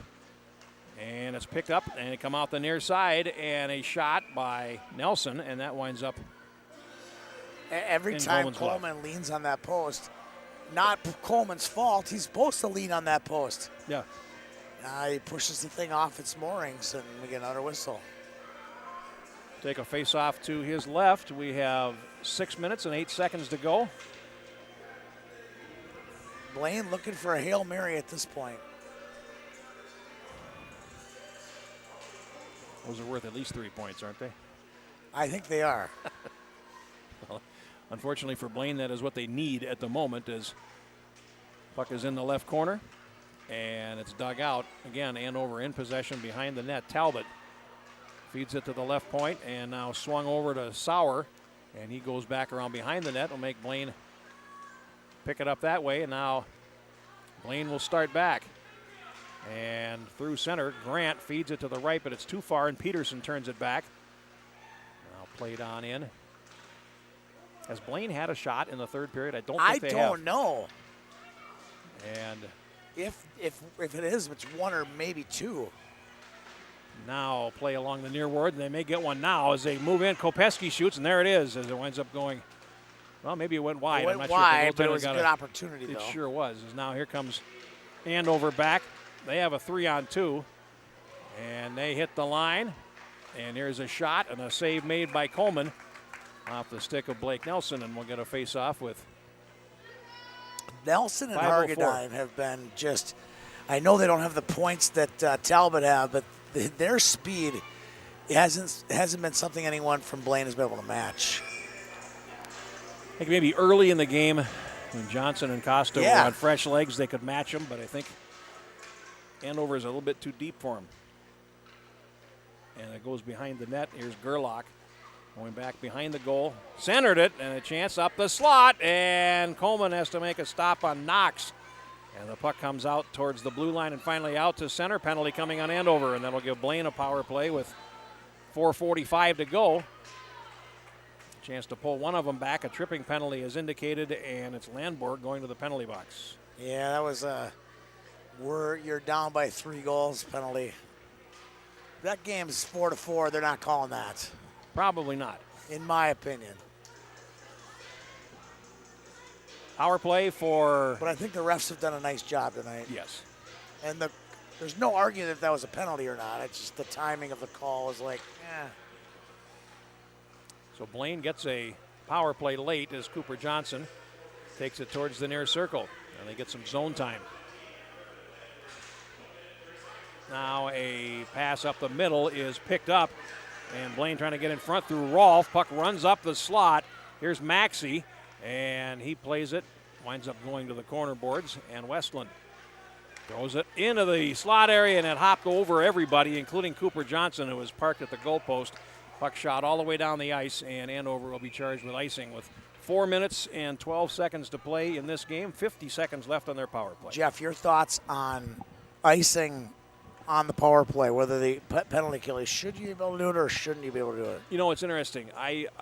When I started doing these games and I saw there was icing, I didn't like it. Now I understand the reason for it. Yeah, what's the point? I've never understood why you get to ice it when you're shorthanded. You're the one that committed the infraction. Why should we give you some kind of benefit?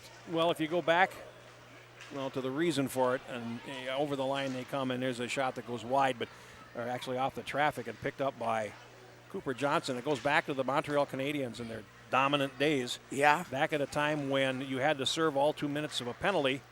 Their power play was good enough. They would score 2 power play goals in a 2-minute span.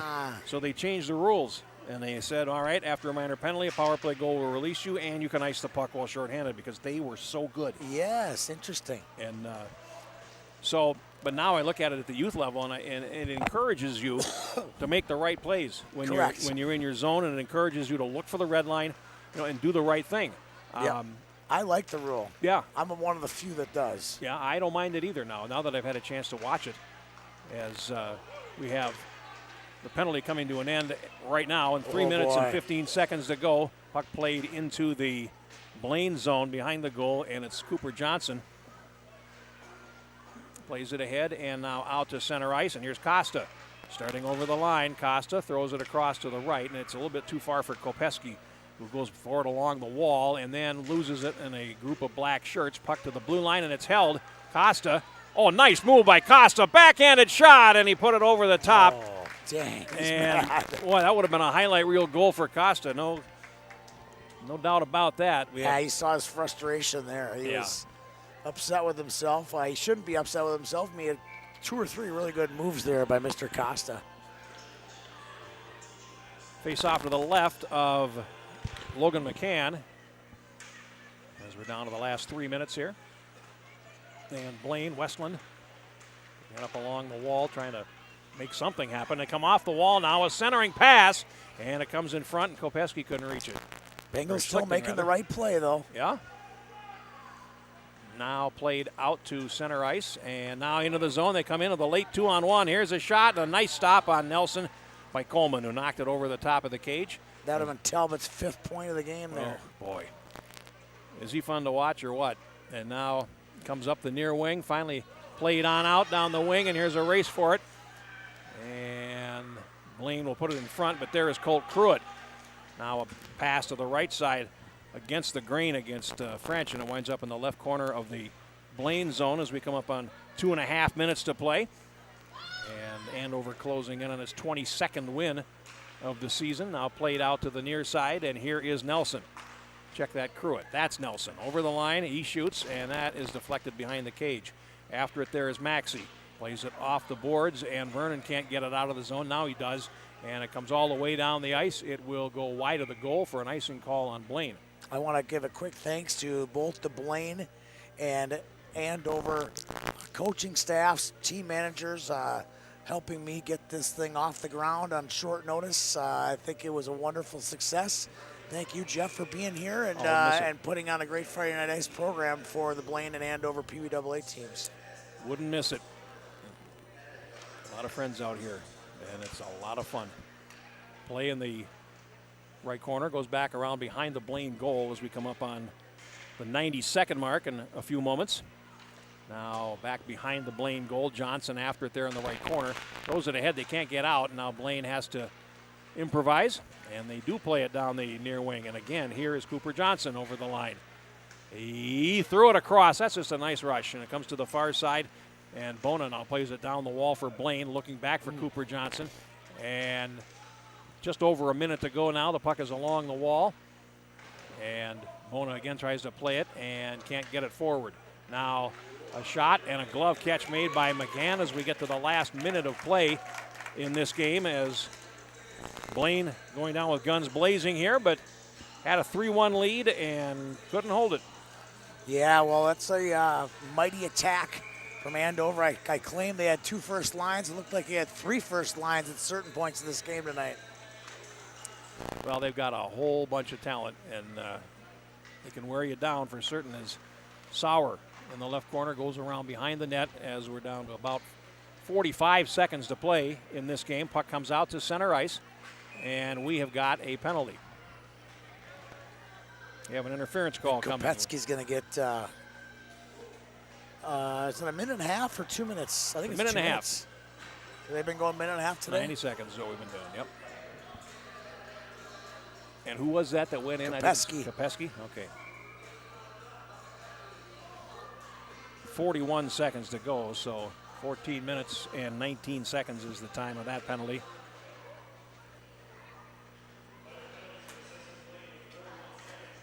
And it's a third power play for Andover. And now it comes back to the left point where it's held by Knox. Husky fans will be getting their brooms out. They have the season sweep over the Bengals. They beat them earlier in the year. They go 2-0 in district play. Now over to the far side. Here's a one-time shot that winds up going wide. And finally played up the wall and out to center ice as we're down to 10 seconds to play. Another penalty coming. And we've got a hooking Preston call. Ryan for hook.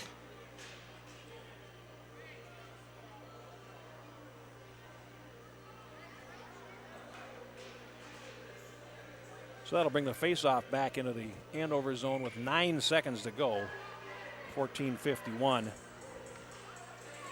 It's the time we'll finish this game 4-a-side.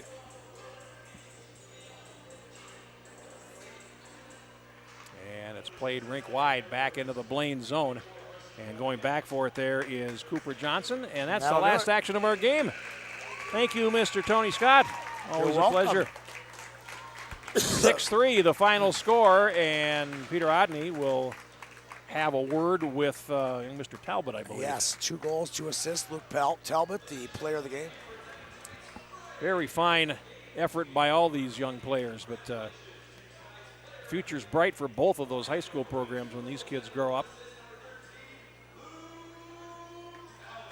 And there's Luke Talbot. Peter announcing Luke Talbot is the player of the game, so we'll wait for just a moment here. Andover 22 wins, 6 losses and 2 ties. Blaine 19, 14 and 2 as district play rolls on. These are the only 2 teams in District 10 that were ranked by the Youth Hockey Hub so far, but just a good team. And as you see, these players know each other. And they yeah, oh, do they ever. So do the coaches. Yeah, they're good buddies, and they wanted to win. That's really what it comes down to. You know, they're friends. Looks like the Huskies are going to do a quick prayer, and then we'll get an interview with Luke Talbot.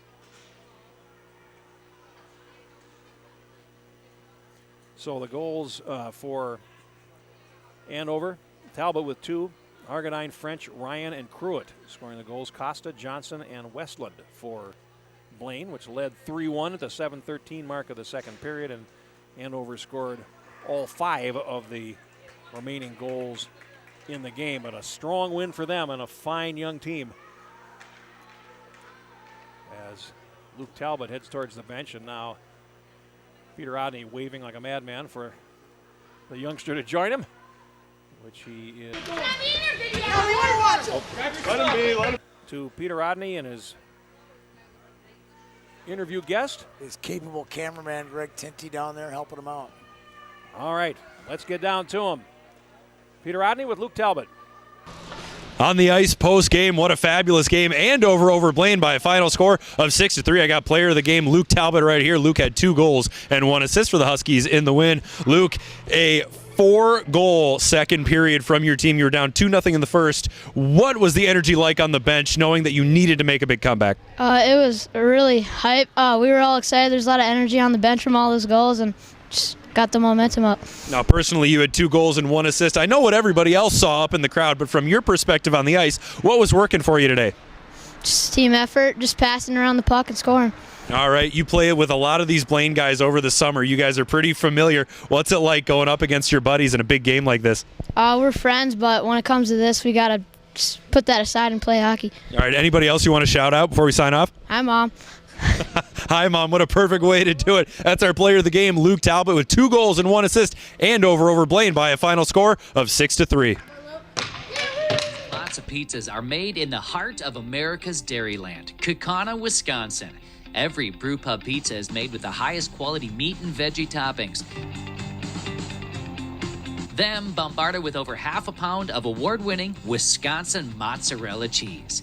Snag a slice of brewpub pizza at the concession stand or enjoy a whole pizza conveniently located in the frozen pizza section of your local grocery store. Brewpub, lots of pizzas, the ingredients for a great time. Generally speaking, water is a better fluid to use to rehydrate with. A big part of the importance of hydration is hydrating before the race rather than during the race. So, you know, the hydration before a long distance race in particular really starts the day before the race, probably almost 24 to 36 hours before the race to be completely hydrated. Hey, how's it going? Great. You here to pick up my truck? Yes, sir. Wow, that was easy. Yeah, I knew Luther buys cars, but I had no idea it was this simple and convenient. Is there anything you guys don't do? Not really. Will you buy any car? Yeah. Even that one? Even that one. Wow, you do it all. Luther Auto, over 40 locations and one of the region's largest inventories. Luther Auto, we do it all.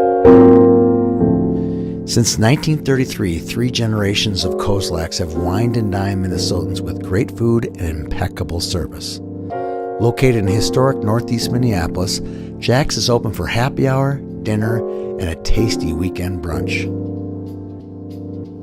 With a world-class bar and a spectacular outdoor patio, your dining experience will be both memorable and delicious. They'll tell you, if you stay and play high school hockey, you won't make it to the next level.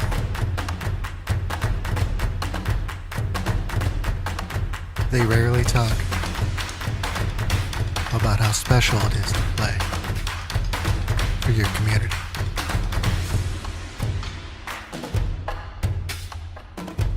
To represent where you came from, to wear your school's colors, working one-on-one with coaches, and best of all, playing with your best friends. It can be difficult to know if you're hitting the mark. But when you're hitting the mark, you'll know. Custom hockey jerseys proudly made in the USA.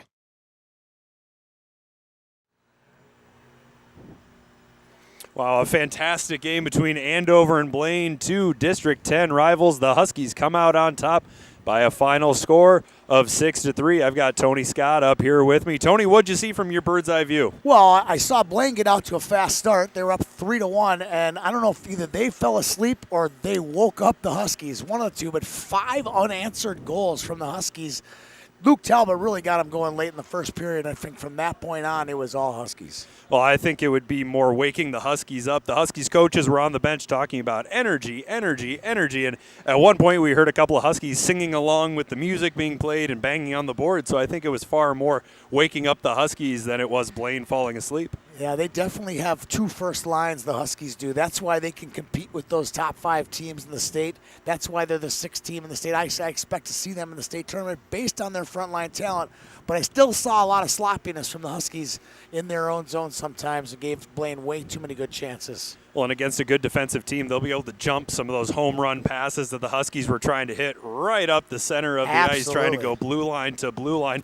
As you said, a great day tonight. A great night for Luke Talbot. 2 goals and 1 assist as our player of the game. Tony, what'd you think of his performance? Well, I was talked about it during the broadcast. It's his deception, which is so fun to watch. He's so deceiving with the puck when he's stick handling and when he's shooting. When you're goaltending against Luke Talbot, you have no idea where the puck is going to be end up, whether it's him deking you or shooting you top shelf or lower short side. He can certainly do it all. You mentioned goaltending. We would be remiss if we didn't mention Joe Coleman from Blaine. 6 goals allowed, but I swear he had 35 saves in this game. He had some great saves, and he fought the post. He had the bad net 2 periods out of the 3, and it wasn't his fault. That was bad nets because McGann also pushed it off about 4 or 5 times too. So I think it was bad magnets, not Joel Coleman. I think that might have been a time-honored Blaine Bengal tradition. No, God, dating all the way back to the early 2000s. The net just slides. I was on him in the first period. I'm like, man, he's pushing it. But then once McGann knocks it off a couple times, I'm like, I'm sorry,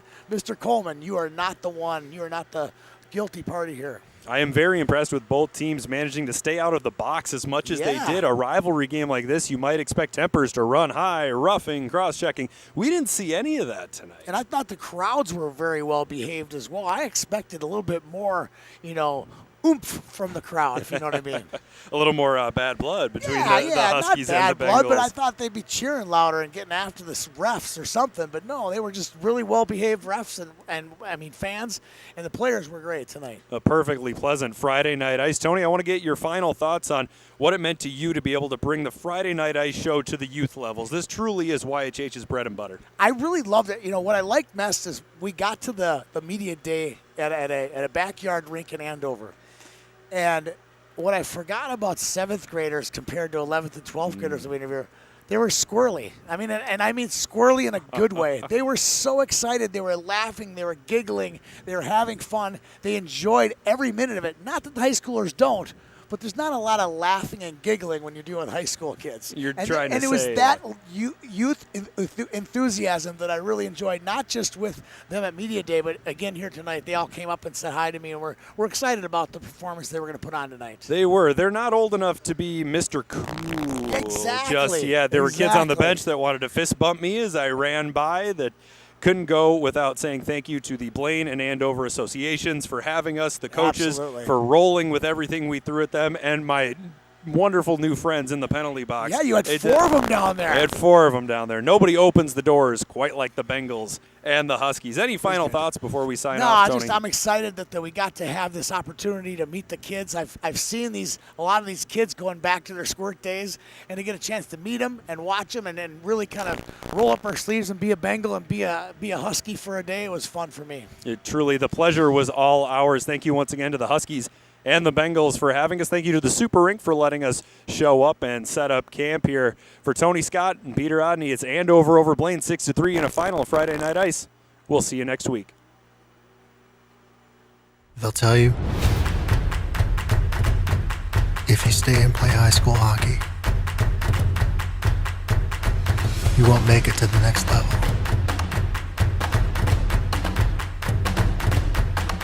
They rarely talk about how special it is to play. for your community.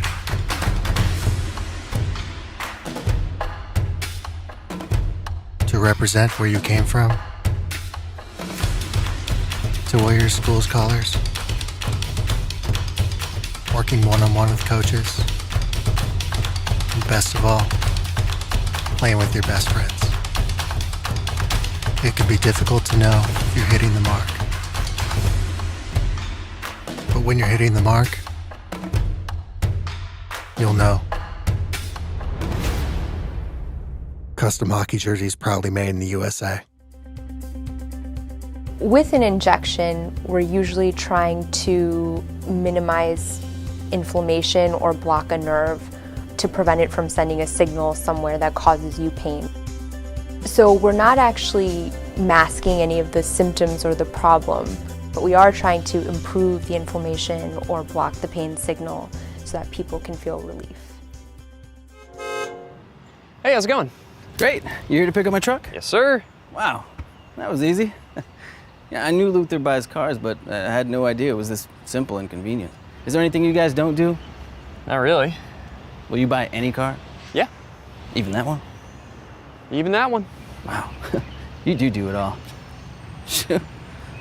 Luther Auto, over 40 locations and one of the region's largest inventories. Luther Auto, we do it all.